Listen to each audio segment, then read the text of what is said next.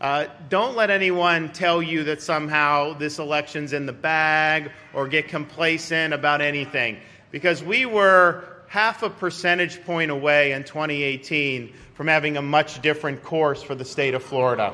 And it's not even just the typical stuff. I mean, it would have ended up being woke politics on steroids shoved down your throat 24/7, and that just would have been the norm. But then when COVID hit, this state would have been governed like California, New York, and all those failed states.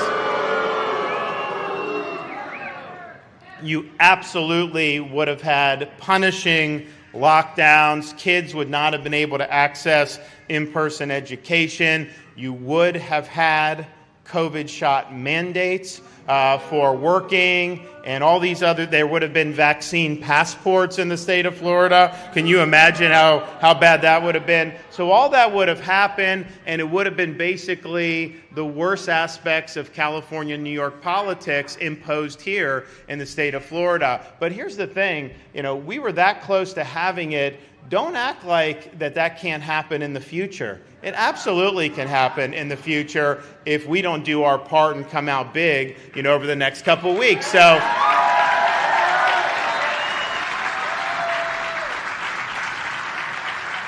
I think people get it. I think people understand. I think they are more appreciative of who their governor is today than 4 years ago, because they know the difference that it made in terms of leadership. And that's at the end of the day what you're talking about. I mean, obviously you want someone you agree with, but who has the courage of their convictions? Who's going to be able to stand up for you when nobody else is doing that? The media ain't going to stand up for you. The left ain't going to stand up for you. We know all that. So you got to have someone in there that's fighting for you. And in order to do that, you got to be willing to lead. And when I became governor, I said, I'm not taking polls. So no polls since I've been governor. I don't ask to know finger in the wind to try to figure out whether what I'm going to do is going to be popular or not, because I don't think that's the role of a leader. I could take a poll of this room right now on an issue, and that doesn't tell me anything. What really is important is if you as a leader set out a vision, if you execute on that vision, and you deliver results for people, then what would the poll look like? That's really the only thing that matters.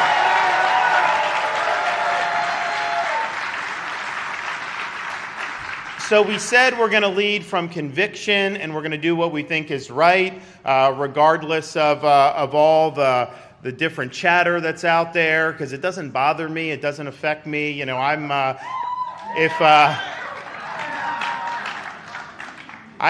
attack me when I roll out of bed in the morning.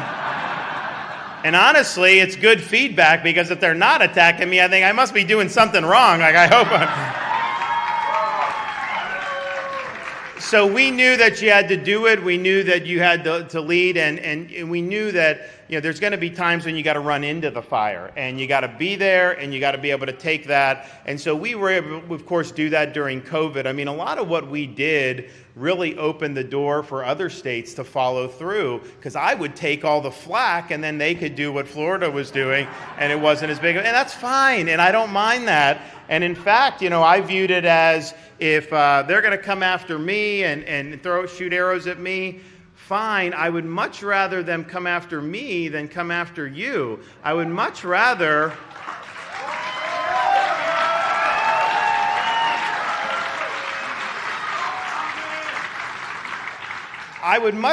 govern worried about saving your jobs than being worried about saving my own. I was willing to let the chips fall where they may. That's fine.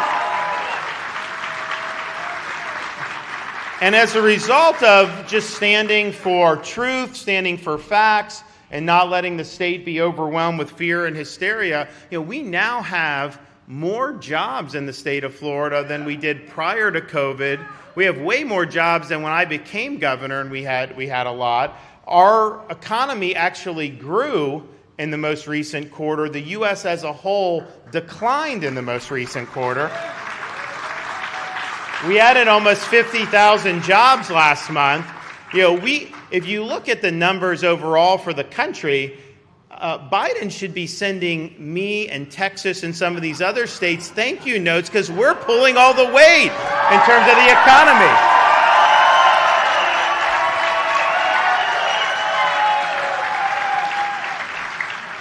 So we've been able to do that. Our workforce is growing. People have come to want to invest in Florida like never before. We have the largest budget surplus in the history of the state of Florida by a country mile.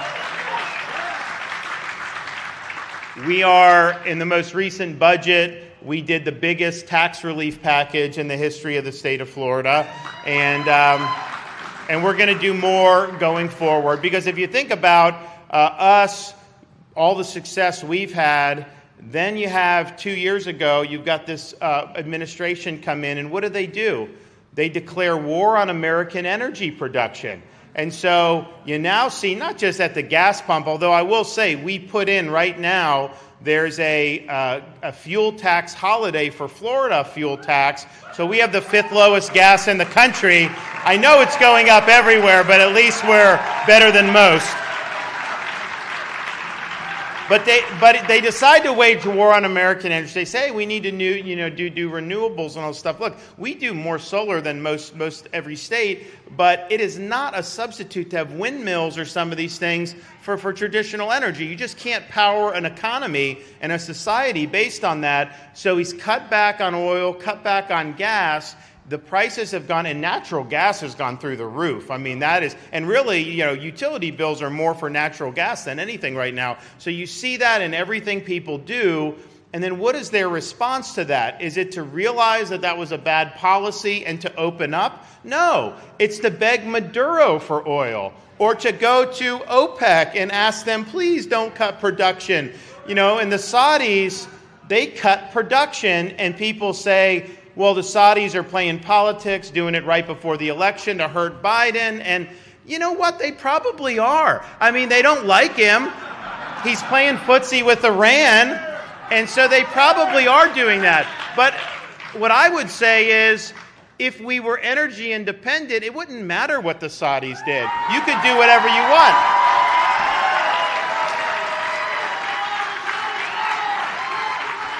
The other thing they did was they printed and spent and borrowed trillions and trillions of dollars coming in, and they said basically it was to rescue America because of COVID. But, Florida was open. We were booming. I mean, we had tax revenue coming in, and it was a historic mistake. And the thing is, they were warned about it by economists on the left, not just Republicans. People that worked for Bill Clinton and these other Democrat presidents said, if you do this, you are going to spark a major inflation. And that's exactly what has happened.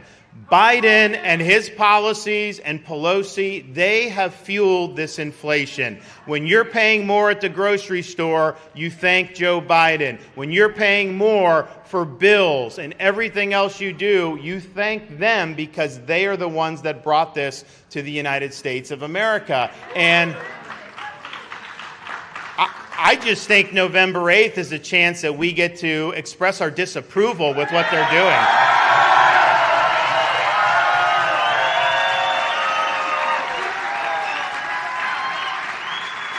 So you got that, and so now in Florida we're looking to say, okay, we obviously, our budget's $109 billion. I mean, they're doing trillions and trillions. Like we're budget dust in Florida for what we do compared to that. So, we can't compete with the Federal Reserve doing trillions or Biden or Congress. But what we can do is say, okay, you have this inflation. First of all, they said there would be no inflation. Then they said it was transitory. Then they said it was going to peak 7 months ago. Then they said it's going to start slowing. And it really is hot as ever in many of these important things. So it's going to be with us a long time until we get some new leadership. So what can we do in Florida? So what we're going to do is look at the biggest tax relief that we've ever done in Florida history. I just did the biggest. This is going to be much bigger than that. And I'm just thinking, okay, we don't have an income tax, thank God, and we never will as long as I'm here. So you can't cut income tax rates in Florida. So how do you do it? So I said, when there's inflation, people have to make choices so that you may cut back on entertainment, you may cut back on some stuff. There's some things you just can't cut back on. Like, when a price goes up, you got to eat it, basically. So we're trying to find relief from that. So one of the things you have to do is most people have to commute to work. They got to show up at work. They got to do it. So we are going to slash tolls by 50% for all of our commuters.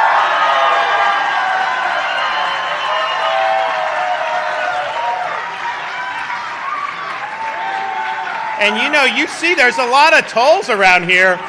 You will be able, we have people that spend hundreds of dollars a month in tolls. So you're going to end up having people in Florida, Central Florida, South Florida in particular, you're going to have people save over $1,000 on tolls. And what we're going to do,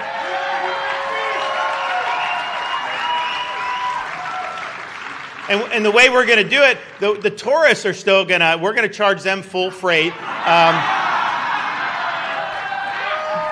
So the way they'll do it is it'll be full freight. You go through in your Sun Pass, and they will rebate half of your tolls every month. So that's the way it's going to go. Another thing that you can't really find a way around is, if you're taking care of babies and young kids, you got certain expenses with that. And so what we did in this past budget, we did a 1-year holiday for things like diapers and wipes and baby clothes with no tax. So no sales tax on any of that. When I first became governor, we had a 2-year-old and a 9-month-old. Now it's 5, 4, and 2. So the 5 and 4 are long out of diapers. 2 is kind of on the border. And my wife said, "Why did you wait till your 4th year to do tax-free diapers?" Well, it is what it is. But so we saw that, and that's I think people appreciate it. But then I said, okay, this is fine, to do it for a year. But there's more than just the diapers and all that. I mean, cribs, strollers, incredibly expensive how much some of this stuff is. So we are going to do permanently no sales tax on all those baby items. Cribs, strollers, diapers. You raise kids tax-free.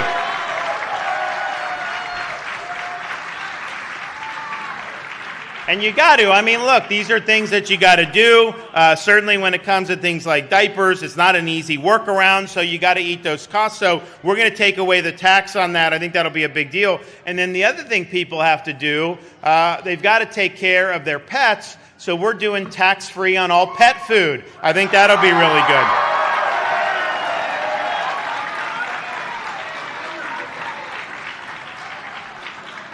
So we're going to make a little bit dealing with Biden inflation a little bit easier in the state of Florida, and we're happy to be able to do that. And we're going to continue doing what's right. One of the reasons, if you think about Florida, and just understand, I'm just trying to do a good job. I'm not begging people to move or anything like that, but it's a free country, and people do move, and they leave states that are governed basically by leftist politicians that run it into the ground. And then they come to Florida. How many of you have moved to Florida within the last 4 years? Okay. You escaped California. Okay. God bless you. So, of those who are new within the last 4 years, how many of you would have moved to Florida if I had not been elected? Would any of you have still done it? No hands. Okay.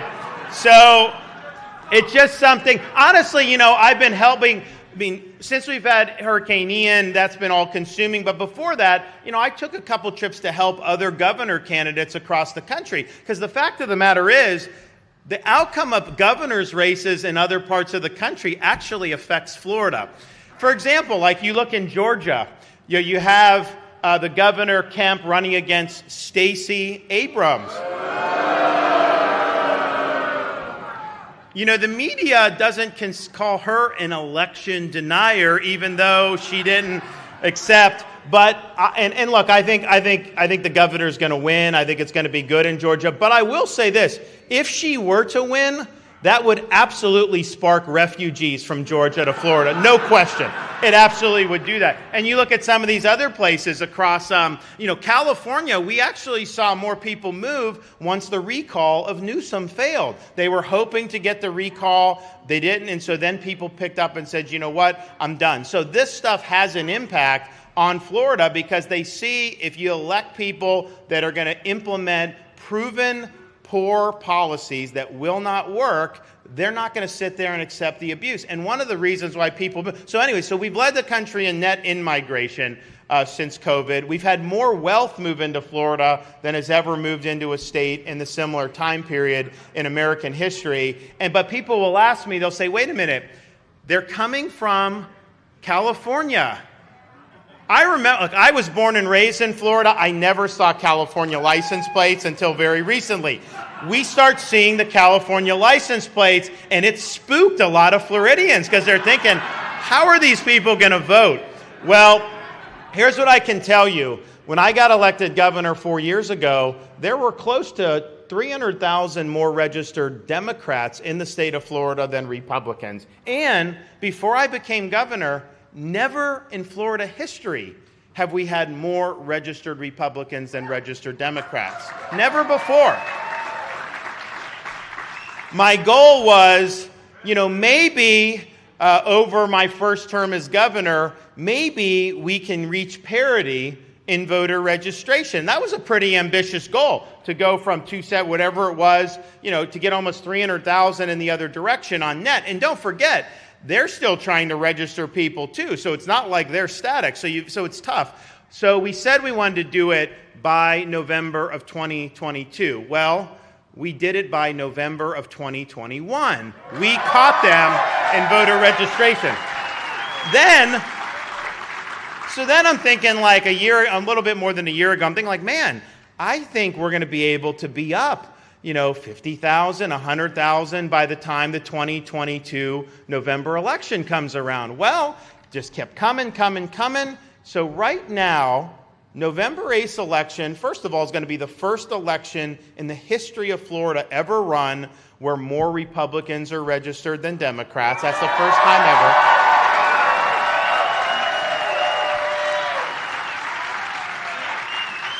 But we're not up just by 10,000 or 30,000 or 50,000. We have 301,000 more registered Republicans than Democrats. So what that means is people have been voting with their feet. They are being driven out by some of these really bad policies. And one of the things people will say, you talk to realtors, for example, they'll say one of the things that will be brought up is they're coming to Florida because they want public safety. And they don't have that in a lot of these other places. And you've seen it. They let Minneapolis burn to the ground in 2020 and with the George Floyd riots, and that mayor was like refusing to do anything. They didn't call out the National Guard. When those riots were happening other places, I called out the National Guard here. We were ready to go. We were not going to let that happen here. So they let this happen, and I'll tell you this, Minneapolis is never going to recover from that. It's dead. I mean, people will not go downtown. A lot of the businesses have left. It's been a total disaster. Yet you saw that all across the country. And why were they doing that? And what were they saying? They were saying, hey, they want to defund law enforcement. That's what they were calling for.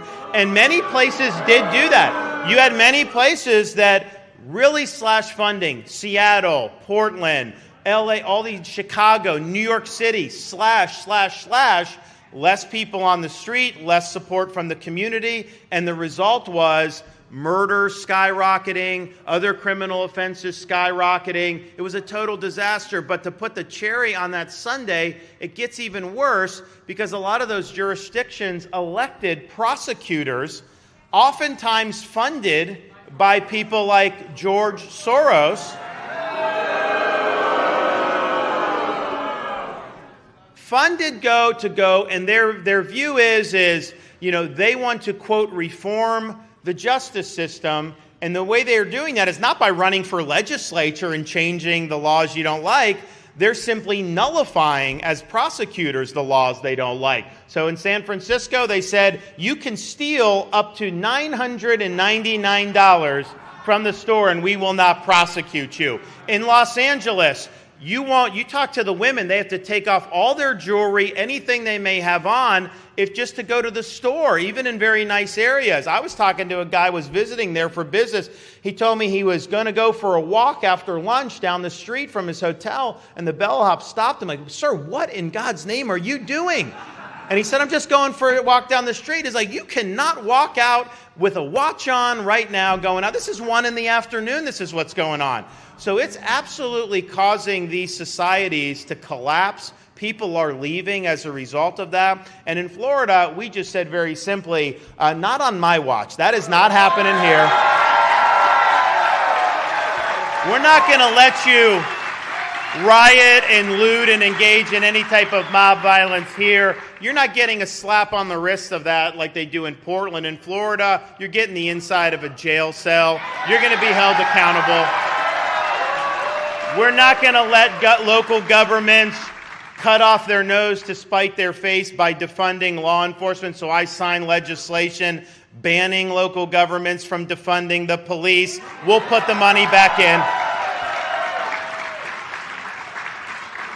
And we've also been willing to hold prosecutors accountable for not enforcing the law.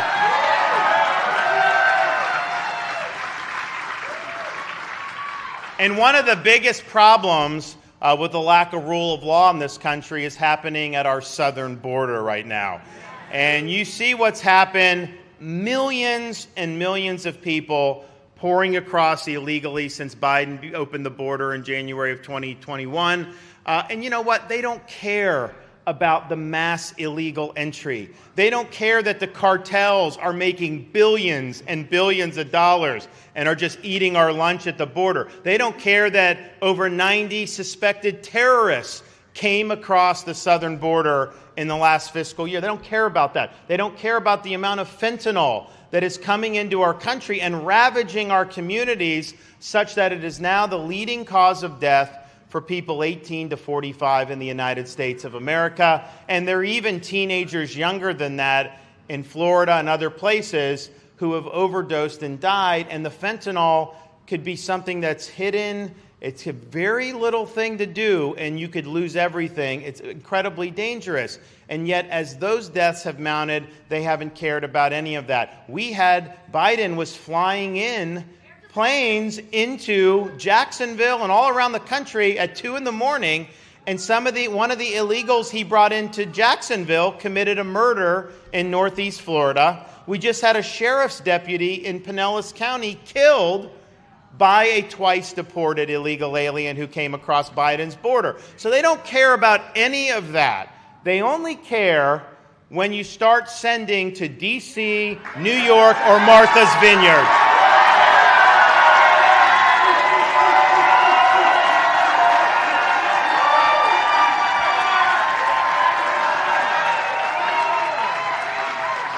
You know, they say there's sanctuary jurisdictions, and yet you go to have just 50, they sent back the next day. They kicked them off the island. Are you kidding me?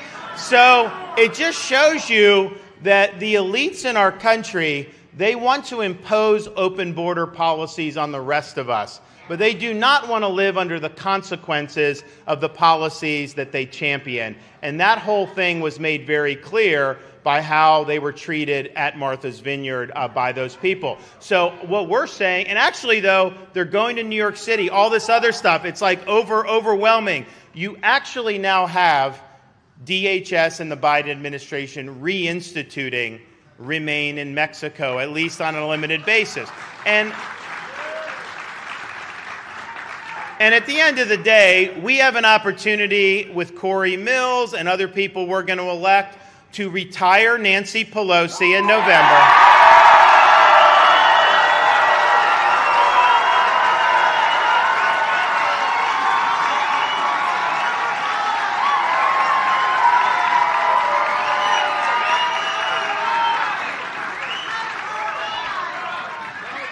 And I'm going to be excited to do that, although I do think this, though, we're going to win the election, retire her. There was rumors she's moving to Florida. I don't think that's true. Retire her. But, this could have been taken care of decades ago if we could just do term limits for members of Congress.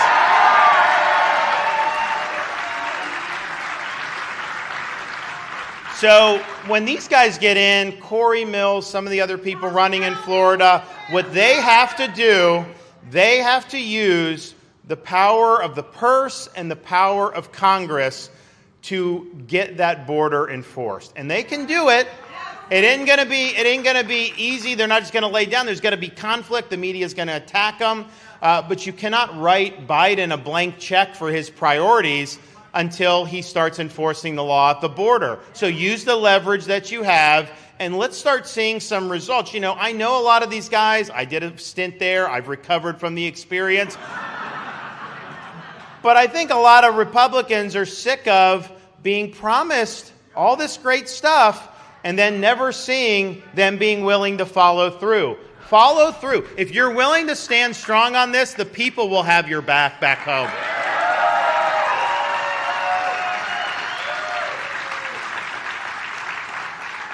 Another way that we're leading the way is on the issue of education.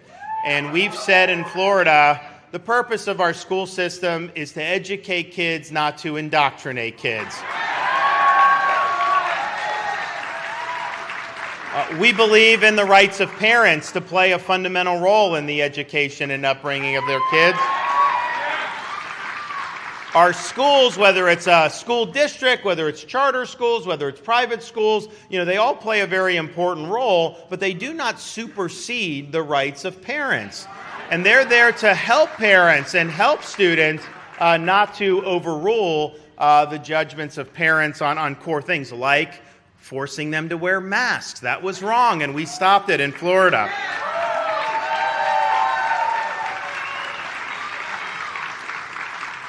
We've also made sure that our kids are going to be focused on the basics, on the truth. We are not going to accept toxic ideologies like critical race theory being injected in our K through 12 schools. We're not going to teach kids to hate our country or to hate each other. We're going to treat everybody as individuals, and we're going to judge them based on the content of their character, not on the color of their skin.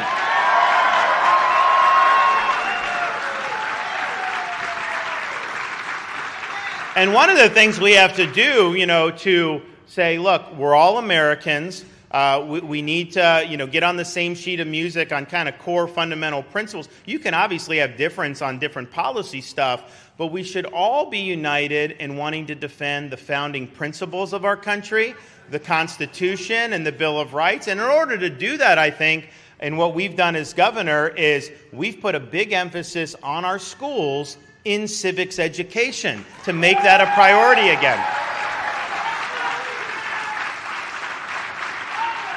They need to understand what it means to be an American. They need to understand why we've had people storm the beaches of Normandy or fight in other conflicts in order to defend something that they believed in. And we haven't done a very good job of doing that over the last generation. And I think if we had done a better job of that, we probably would have less divisions in our society right now. So civics education is very important, and we're going to make sure that remains a priority. We also understand, and I have a 5, a 4, and a 2-year-old that my wife are running after all the time.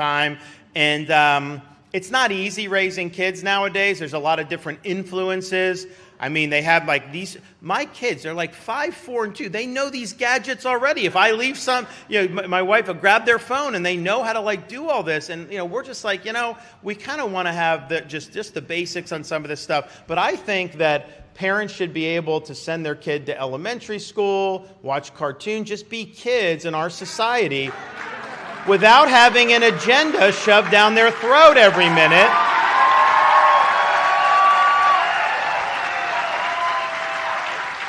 It is wrong to teach kids in elementary school that their gender is a choice.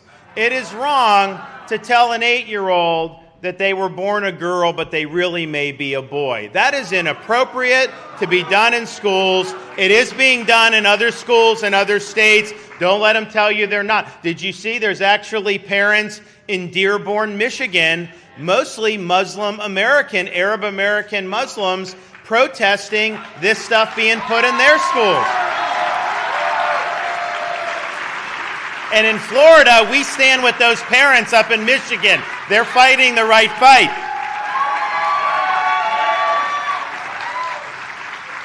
And so a lot of this, I mean, who would have even thought just a few years ago that we would be in a situation where people wanted to jam discussions of sex in elementary school with these students?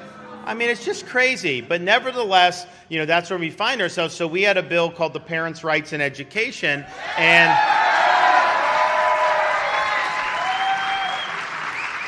you know, and some of this is like, you know, the legislature, in a legislative session, there's a lot of stuff going on. They're working on these bills. Like, I'm not following every bill. And quite frankly, I wasn't necessarily even following this one and everything. But the media and the left, they get in a tizzy on this. And, you know, some of it is, I think, like, you know, whatever if I say the sky is blue, they will say the opposite. That's just the way they are.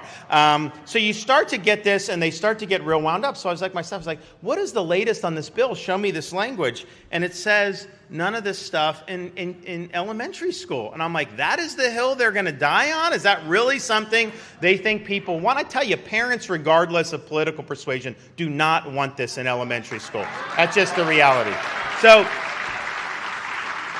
it's going, and honestly, I think the people on the left understand that. I don't think that you watch, they're not running elections here saying that they're gonna bring this into kindergarten, because they know they will lose if they do that. And so they understand that. So what they thought they could do is, okay, it's not something that we want to run. We know we can't win elections on this, but maybe if we can pressure corporate America to come down and come against it, then maybe the governor will back down. And you know, it's not a bad strategy, because there have been Republican governors who have caved to corporate pressure when it relates to some of these issues. And so they got enlisted a company that, I don't know, you guys may have heard of around here.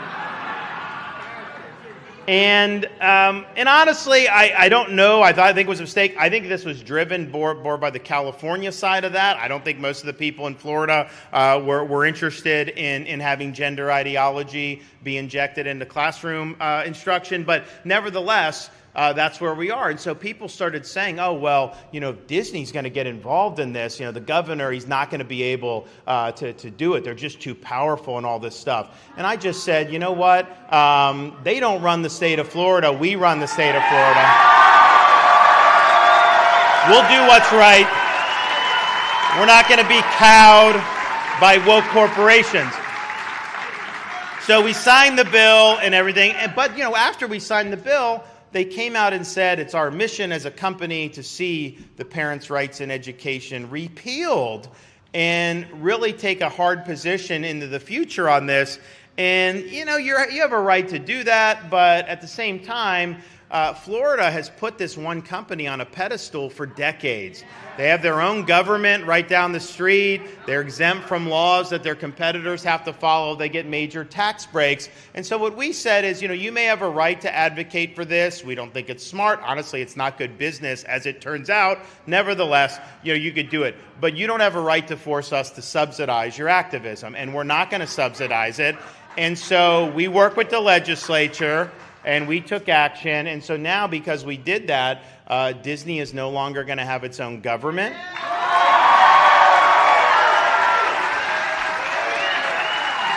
They are going to live under the same laws as everybody else. And they're going to pay their fair share of taxes.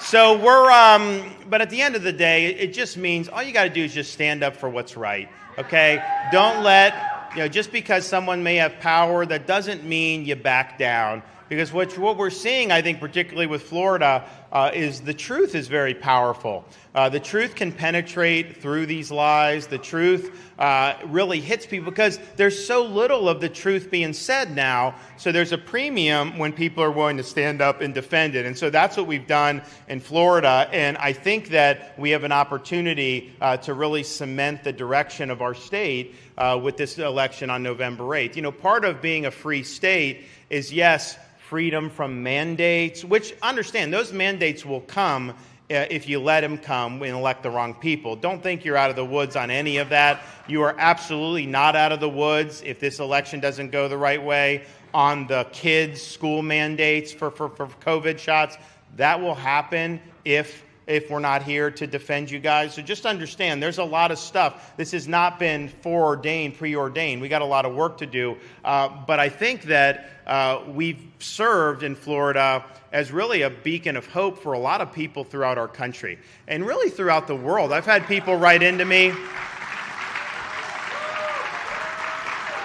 I've had people write into me from Australia, New Zealand, writing into our office, talking about how it's really been tough times in some of those areas because their rights were basically eviscerated, and how here in Florida, you know, we were standing up for people. You know, we fought the machine. We fought people like Dr. Fauci.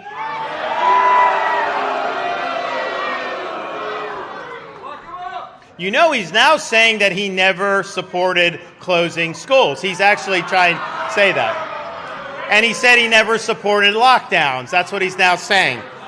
Even though he was always criticizing us for doing open business and schools being open. So you have that. But part of, I think, the reason that we're a free state is because we are protecting people against indoctrination by woke ideology. We can't let woke ideology take over every institution in our society. And so Florida, we're fighting back on all fronts. So the whole Disney thing, you know, was yeah, that bill was important, but it's also just setting the parameters about who governs society and governs our state. And I think we made it clear that, yes, we view woke ideology as a threat in the legislature by leftist politicians. Of course, we view it as a threat with some of these local leftist politicians who are trying to do it. But we also understand we're not just going to sit idly by if a corporation is trying to impose a woke agenda on our state. We're going to fight back on all fronts, and we're going to make sure we preserve for you breathing space so you can think and act the way you want to, regardless of what the elites say. So you can count on that.